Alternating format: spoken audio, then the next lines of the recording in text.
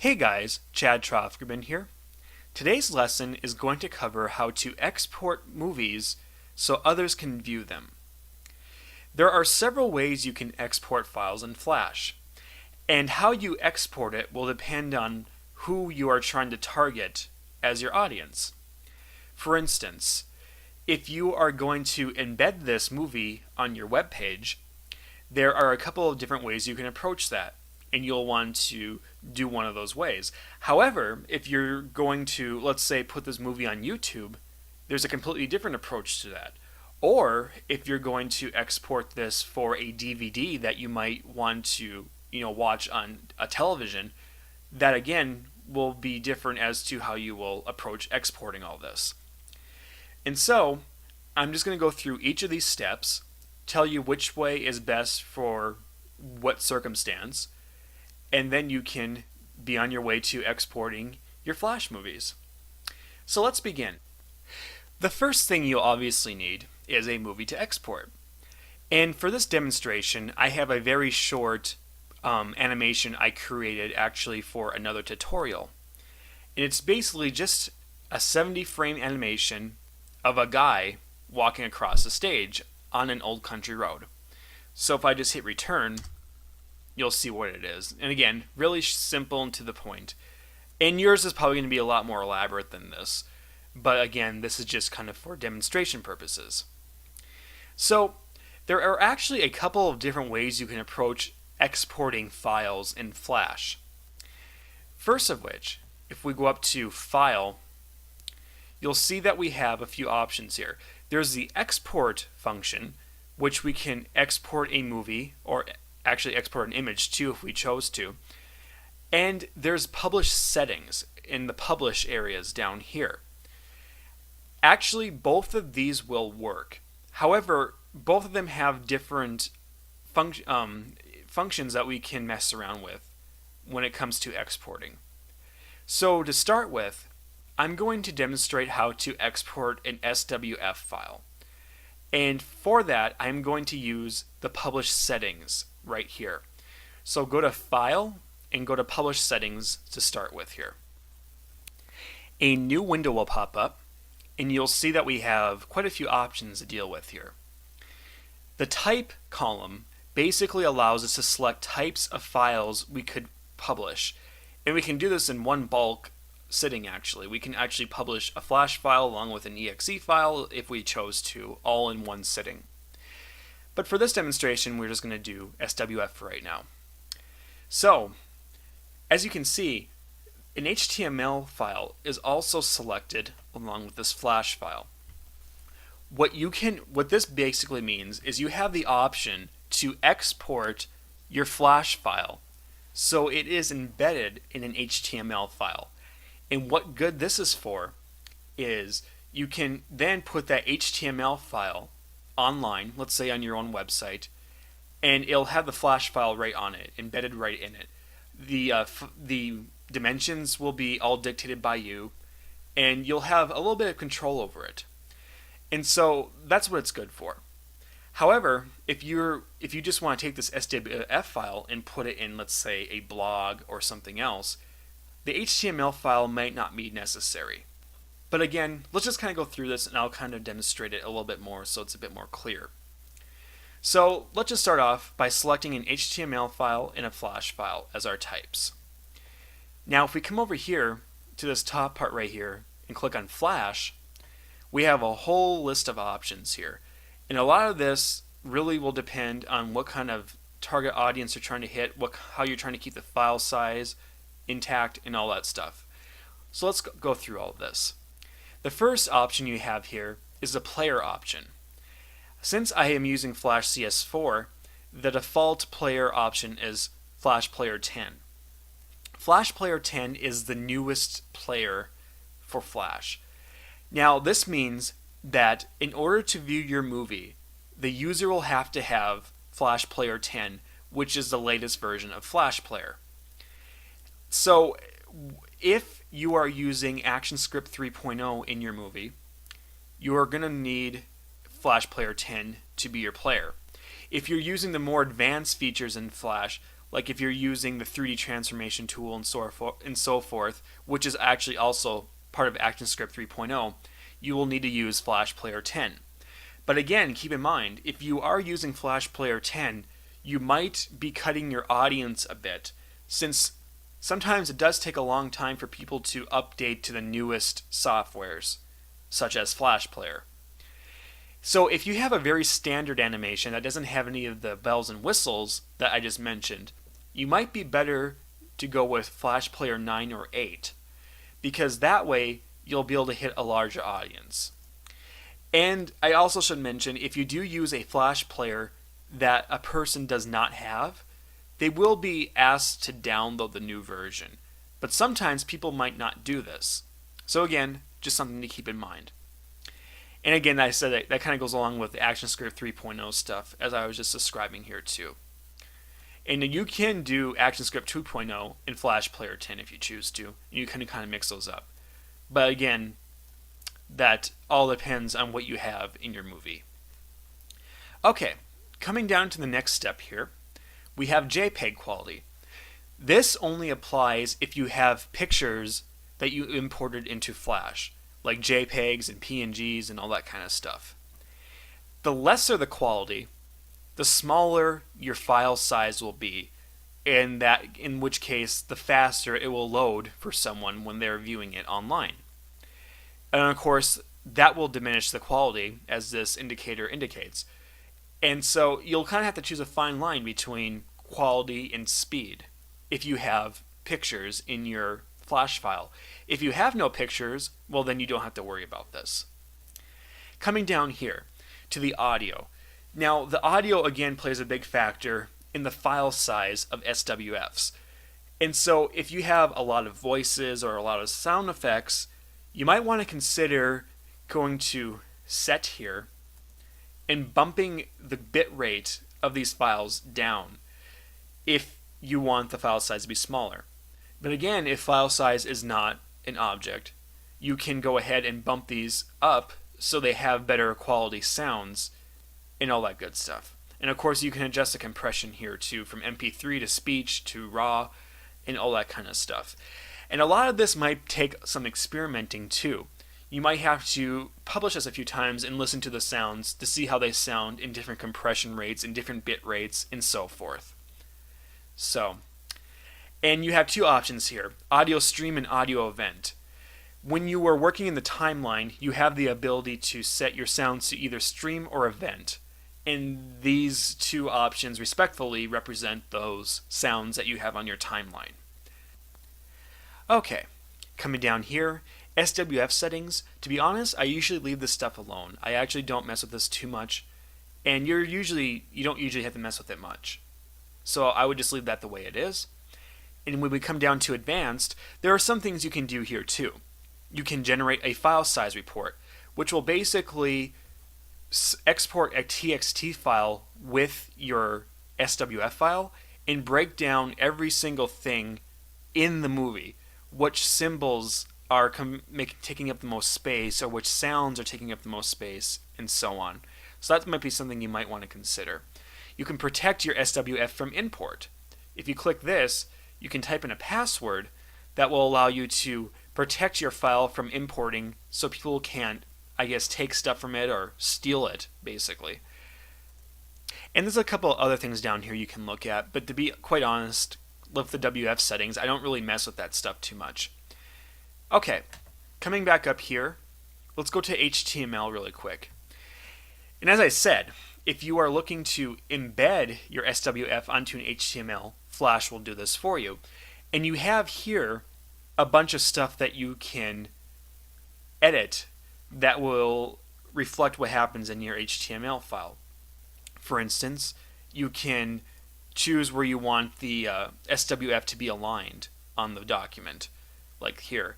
You can choose to scale it if you want to have an exact fit and so on.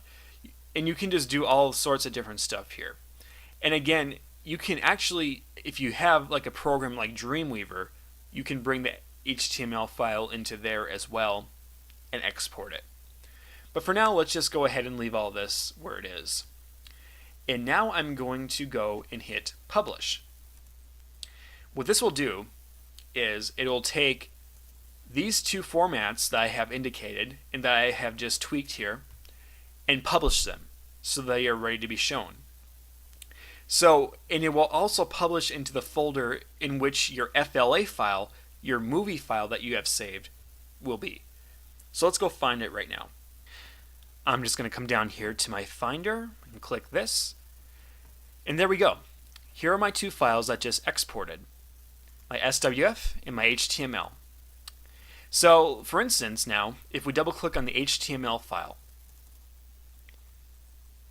you'll see that the movie is playing in the HTML file. It's embedded in the HTML file. Now, alternatively, if we go back to the Finder here, and we double click on the SWF, it'll open my Flash player on my computer, and it plays it independently like that. So now you have a couple of choices here. You can go ahead and you can upload these two files, let's say, to your web server, and then just type in the address, yoursite.com/exporting.html or whatever your file name will be, and it will play in your web browser embedded into that HTML file. However, if you're looking to, let's say, just submit this file by itself, let's say to embed it in a blog of yours, you want to embed it into an article, or you want to submit it to Newgrounds, or you want to submit it to another site, then that's what the SWF would be best for. But here's something to keep in mind as well. SWFs can only be played in web browsers, unless if you have a copy of Adobe Flash on your computer, which we do because we went ahead and made the movie in Adobe Flash. So that's something to keep in mind. Let's say now you want to send this movie to someone. You want to email it to your grandma or someone who, you want them to watch your work of art here. If you go ahead and email them or send them or put the SWF on a disk and send it to them, they will not be able to view it without the HTML file. So again, those are some things to keep in mind. But there is something else we can do in that kind of situation. Let us go back to Flash here really quick. I'll just close out of this. We'll come back to Flash.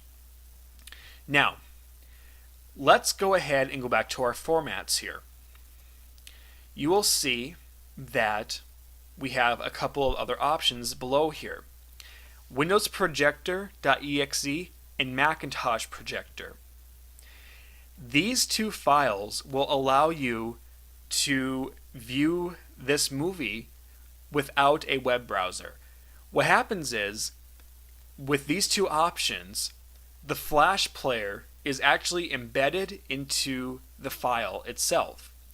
This makes your file bigger, but it will allow you to email it or send it to someone so they can view it without the assistance of a web browser, or if they don't have a Flash on their computer like we do right now.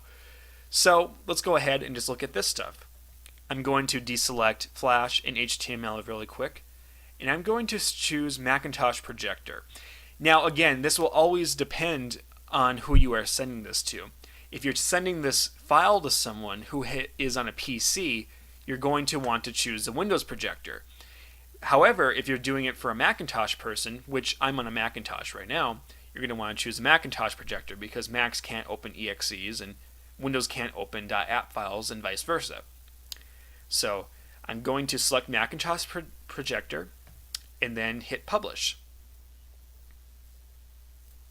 Publishes it. We come back to our Finder here, and there's the file right there. And again, and as you can see, I will demonstrate this as well. The SWF of this file is 28K. The app of this file is 13 meg. And that's because it's putting the Flash projector, or the Flash player, in this file. So that no matter which Macintosh computer it's on, the person will be able to view it. And again, the same applies if you do a Windows projector file for a PC user. Okay, now let's talk about exporting your file as a video. Let's say you want to put your movie on YouTube or a similar file sharing site like Google Video or something like that. Or let's say you want to put it on a disk so that it can be viewed in a DVD player. Well, Flash has the ability to export stuff as videos. So let's take a look. Just go ahead and hit OK right here so we close out of that. Now let's go back to that export function I showed you at the beginning of the tutorial. So if you go to File and you go to Export instead of Publish and then go to Export Movie, a new dialog box appears, and this is a pretty straightforward dialog box that you've probably seen before. Now if you come down here to the bottom where you'll see that we have a Format drop down menu right here. If we click the drop down menu, we can do a few different things here. Now, we can export an SWF movie, just like I showed you before, through this option, but you can't embed it into an HTML file, which is why I showed you the other way before. But anyway, let's go ahead and select QuickTime right here. This will allow us to export your file as a video. So go ahead and click QuickTime and then hit Save in the folder that you choose to save it in. Okay, now we have some options here. You can see that we can stop exporting, for instance, either when the last frame is reached, which is frame 70, or we can establish a time on here that we want the exporting to end. For instance, let's say we only want to export half the movie. Well, we can control that right here. So that's something to keep in mind. Or here's another option. And this is something that's important. If you have shorter movies, you might want to stick with this option. However, if you have longer movies, I recommend that you select the store the temp data on disk. Because sometimes if you have a lot of information in the movie can kind of either slow down or it can glitch in certain ways. And so if you are having troubles like that, I'd recommend switching to this option. But in most cases, in-memory should be just fine. And again, it will probably depend on your computer, how much memory you have on the computer and all that kind of stuff. So now if we come down here to QuickTime settings and click that, this brings up another whole list of options as well. You can, of course, adjust a lot of stuff here like the sound. And this kind of goes hand in hand with what I was showing you with the SWF compressing audio part. You can compress the audio in different ways. You can go up here and you can select different types of compression types. And in most cases, animation is a good compression type for Flash videos. And as you can see, I have a whole list of compression types here. In most cases, I would select animation or H.264 as my compression type. I wouldn't stray past that. You can experiment with other compression types. For the most part, those are usually the best ones to stick with. And sticking with the animation one, you can adjust how your frames per seconds will be affected. The keyframes, I wouldn't worry about that. I'd just leave that alone. And again, you can adjust how good the quality of the movie is. Like down here, you can, of course, the least quality will make the file lesser in file size. The best quality will make it higher in file size. And the same will apply to the depth of colors and all that kind of stuff. So, okay, I'm just going to go ahead. I'm going to keep it at best. I'm going to keep it at 1,000,000 colors. Frame rate is 30 because I was using 30 to begin with when I animated this. And I'm going to go ahead and click OK. And I'm just going to leave my sounds the way they are. I actually don't even have any sounds in this file. But I'll just go ahead and click OK there. And once you have everything set, just go ahead and hit export. And this will take some time depending on how big your file is. Mine is really short. So it might take actually a couple hours depending on how big your Flash file is and how fast your computer is. But anyway, once it is done, it'll give you this dialog box saying QuickTime export is now complete. So just go ahead and click OK. And now I'm going to go to the Finder and go to where I exported it, which I just exported it all in here. And here it is right here, exporting.mov. It is 4 meg, which isn't bad at all. I'm going to go ahead and double click and then hit play. And it worked pretty good. Looks good. And again, this is for if you want to put this on YouTube or on a disk and so on. But there are a couple of more advantages to exporting as a movie compared to exporting as an SWF. So first of all, we'll just kind of break this down. SWF advantages are obviously that they're really quick, they stream quick, a lot of people can view them, you can embed them in browsers really quickly, they're pretty intuitive, and they're really easy to work with. However, if you have a very complicated movie that is an SWF, and if someone who is viewing it has a computer that isn't the fastest thing in the world, those people can experience slowdown when viewing that SWF. However, if they're viewing a movie file, they won't experience slowdown because because the Flash player isn't having to grab all those symbols and all that kind of stuff. It's just the movie file is what it is. It's basically recorded and it's ready to go, and how you see it is how they are going to see it. And as I said, with SWFs, that can vary depending on computer quality. So that's something to keep in mind. I decided to throw that out there. But anyway, for this, it's for the intent of putting it on YouTube or something else. So there you go. That's how you would export a video file. So you can go ahead and plug that wherever you want. Okay, well, I think that concludes this tutorial. And again, just keep in mind what you are trying to go for. If you have an ad, then you're going to want your file to definitely be in SWF.